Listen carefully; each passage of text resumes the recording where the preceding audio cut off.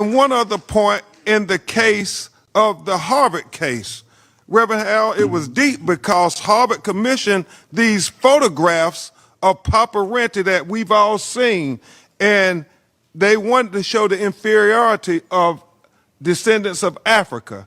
Well, these photographs, known as daguerreotypes, are 170 years old. Some of the earliest known photographs in the history of the world still in existence, and they're worth about $100 million. Well, Tamara Lanier, a black woman, sued Harvard.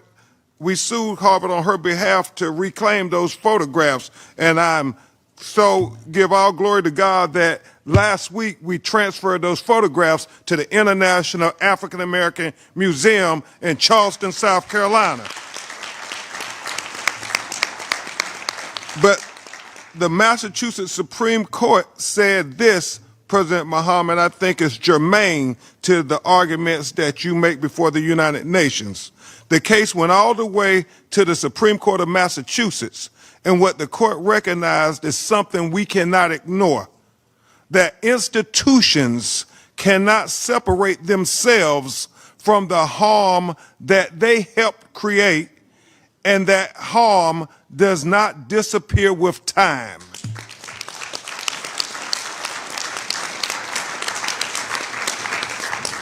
And then the final point is just this.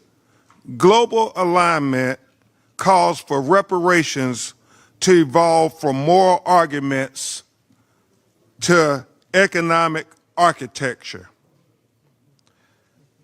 I say, sisters and brothers, justice still delayed is not simply justice being denied, but it is justice being actively resisted by present-day actors. And just as these present-day actors are unapologetic in their white supremacist beliefs, sisters and brothers, we must be unapologetic defenders of black life, black liberty, and black humanity. And it starts with this resolution before the United Nations. Thank you.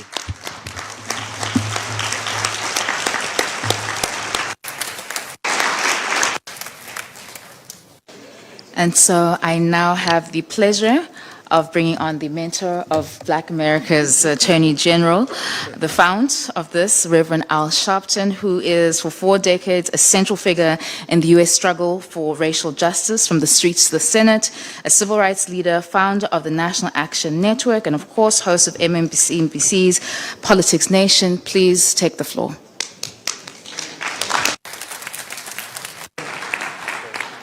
Thank you very much. Let me start by saying that I'm going to be very personal in the sense that I came to the UN 30-some-odd years ago with a great African leader.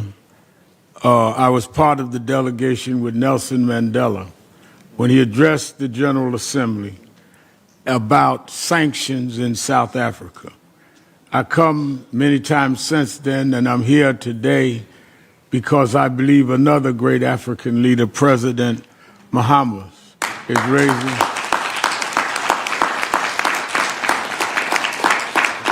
is raising an issue that is very important and personal to us. As Attorney Crump has said, we have fought on many cases, and we have, I'm doing a eulogy tomorrow, day after tomorrow, of a young man killed in Hartford, Connecticut. But all of these are just examples of a systemic problem that has not been dealt with. We can keep running from incident to incident, but if we do not deal with the underlying systematic problem, and that is that there are those that feel they have the right and the supremacy over other humans, and they will never be held accountable for it and never pay for it.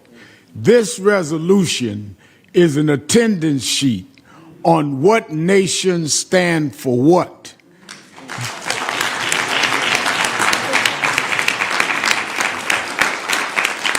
This is not a new call. I come out of the Martin Luther King School of Thought, but Malcolm X said we may have to go to the UN. One of his main disciples, Dr. James Smalls, is with us. Queen Mother Moore said this. Queen Mother Blakely's here. Sister, I don't come with others that have not. Sister Salam. These are people that have been in the streets for decades.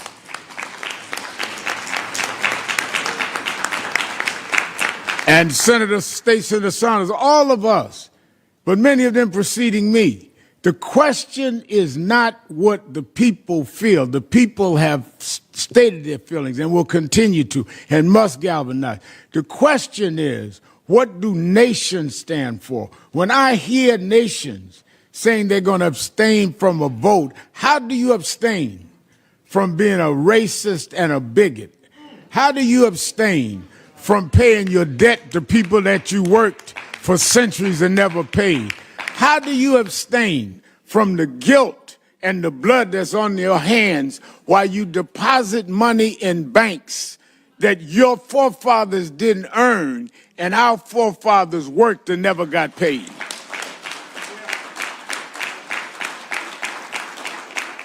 Your Excellency, I say it's personal because in 2007, a reporter came to me from a local tabloid, the Daily News, and said that they were doing something around Black History Month in America. And they wanted to do a trace of our family tree. I told him, fine with me. He said, I'll be back. He came back with another reporter. He said, do you know your great-grandfather? I said, no, I knew my grandfather on my father's side. I didn't know my great-grandfather. He said, well, we traced him. He said, do you know where he was from? I said, they were from Florida, my grandfather and my father. He said, no, they were from Edgefield, South Carolina. I said, no, I never knew that. He said, your great-grandfather was named Coleman Sharpton, and he was owned by a woman named Anna Thurman Sharpton. He said Anna Thurman Sharpton was the aunt to Strom Thurmond, a leading segregationist. He said the reason we found it is that when Alexander Sharpton died, his widow, Anna Thurman, sold her slaves to Florida, who was your great-grandfather. That's only 3 generations from me. We talk about this stuff like this is some bygone generation. My mother had to sit in the back of the bus and couldn't help me with homework when she came to Brooklyn, New York, had me. I never sat in the back of a bus, but I was raised by them that never got paid for what was done. We are sitting in the United Nations, but it is in the United States where they're right now deciding whether they will continue to allow us to vote properly. They're going to vote on whether or not we are going to have our right to voting, our right to redress. And if the United Nations sends a resounding message on the President's resolution that we don't care about the debt owed, you are signaling those that are trying to trump the world that you can do whatever you want to do to us. So my challenge is, and the experts have given the great background and the preceding speakers have given the facts, but my appeal is that you will not define our humanity. You will define where you stand for humanity. When you vote for your nation, history will record that after the genocide perpetrated on people, after the worst form of abuse that we've seen in terms of the slave trade that is in this resolution, that if your nation would authorize you to either vote no or have laryngitis and act like you can't speak up at all, then you are co-signing this brutal form of slavery. There will be nobody that will duck being called on the carpet tomorrow. Either you stand for justice or you sit with the unrighteous. Either you stand...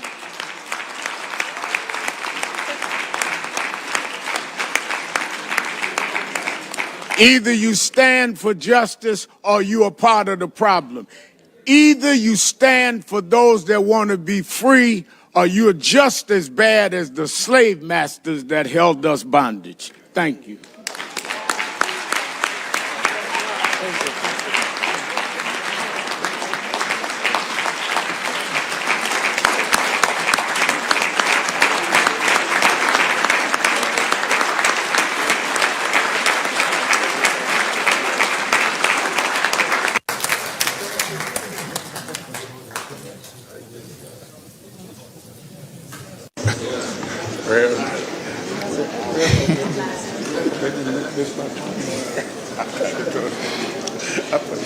Thank you to the Reverend for sending us off home in the right way. Just before this, we have 1 minute, which is allocated to Senator Sanders. Yep. Oh. Okay. Does he want my seat? 'Cause I gotta go. Oh, you're gonna go. Oh, no, that's fine. Yeah, you go. Never have me go back. Reverend Sharpton, please. Your Excellency, and many excellencies, in my 1 minute, allow me to say that I am so impressed. There are so many heroes and sheroes of mine in the room, too many to mention. I would be remiss if I didn't mention Al Sharpton, the Reverend Doctor, Ron Daniels, New Yorkers for Reparations, Nikichi Tiafa, Jennifer Mickens. Sometimes you have to stop and soak in where you are in history. Sometimes you have to realize that there is a change afoot and you have been part of this change. We are blessed to say that. The work ahead is daunting. The work that you are doing is changing the world, but it is going to be fought back. One person said that the old is dying, but the new is not yet born. Now is a time of monsters. This is what we have to struggle with. But you're not alone. New York stands with you. I'm talking about New York. New York has 2 commissions studying reparations, even as we speak. And both of them are learning with you, learning from you, and trying to share with you. We will compare notes. We will advocate together. We will march together. This will not simply be decided in this beautiful building. This will be decided on the streets of New York, in America, and other places. We will have our moment. I end with Reverend Jackson, Reverend Dr. Jackson. He said that we need to go from aid to trade. And of course, we need to go from charity to parity. All right. God bless you.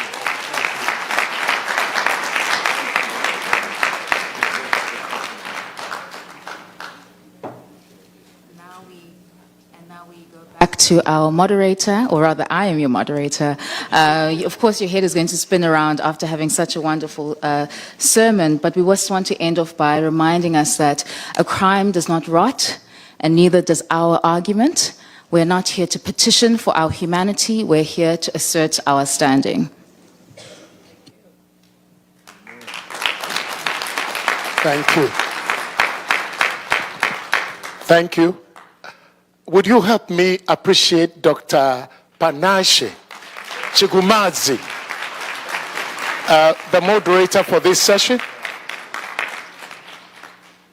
Thank you. Excellencies, distinguished guests, ladies and gentlemen, we are nearly at that point. We've hit some high notes and it feels like we should be here for the next 2 hours.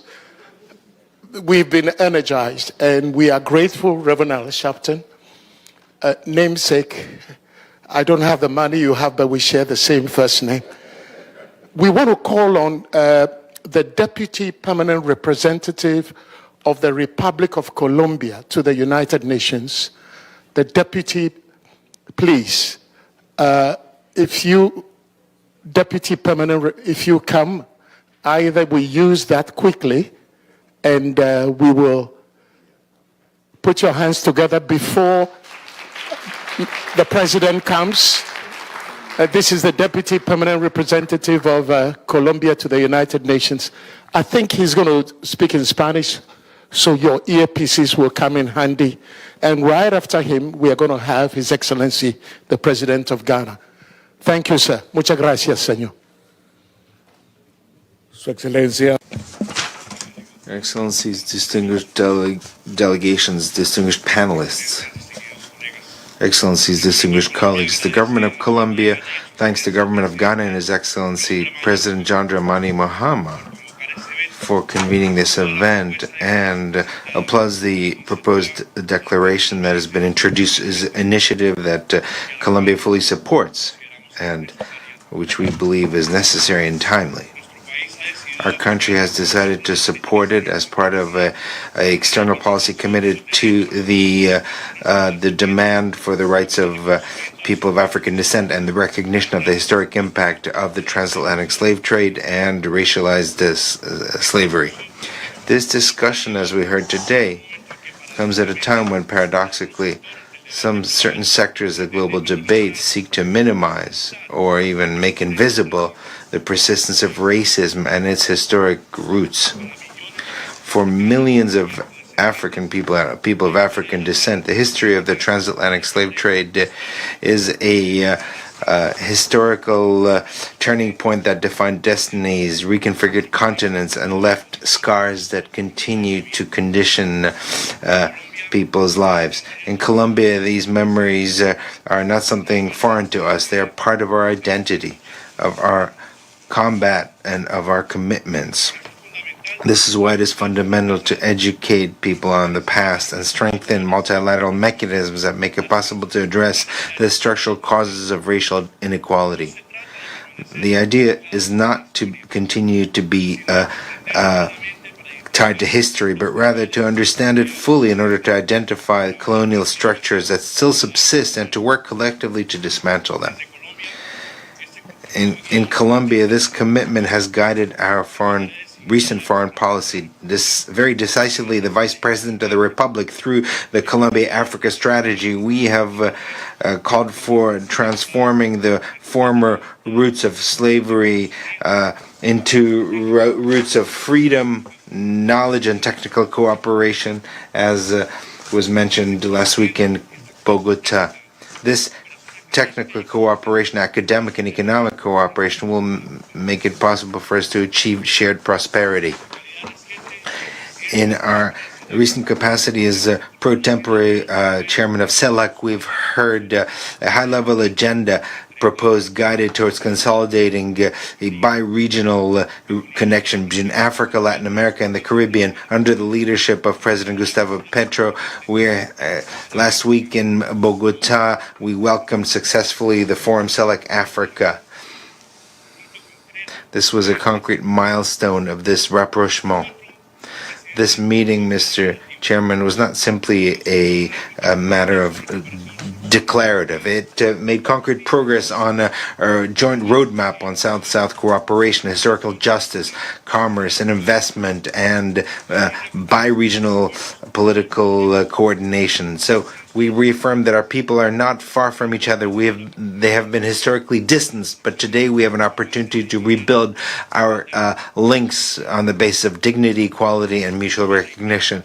Colombia, Mr. Chairman, reiterates its support for this process and for your leadership, and welcomes the fact that Ghana has promoted this conversation with historic vision and political clarity. Let us be clear, the reparation begins by naming the facts, by understanding the effects, and to commit ourselves to multilateral actions that make a different future possible. Thank you. Muchas gracias, señor. Thank you, the Deputy Permanent Representative of Colombia to the United Nations. We appreciate. And now, to wrap it all up for us, our host, the African Union Champion on Slavery and Reparations, His Excellency, the President of the Republic of Ghana. You could use the podium, or you could use, thank you, President Mahama. I don't need a podium because my wrap-up is 2 words. Thank you.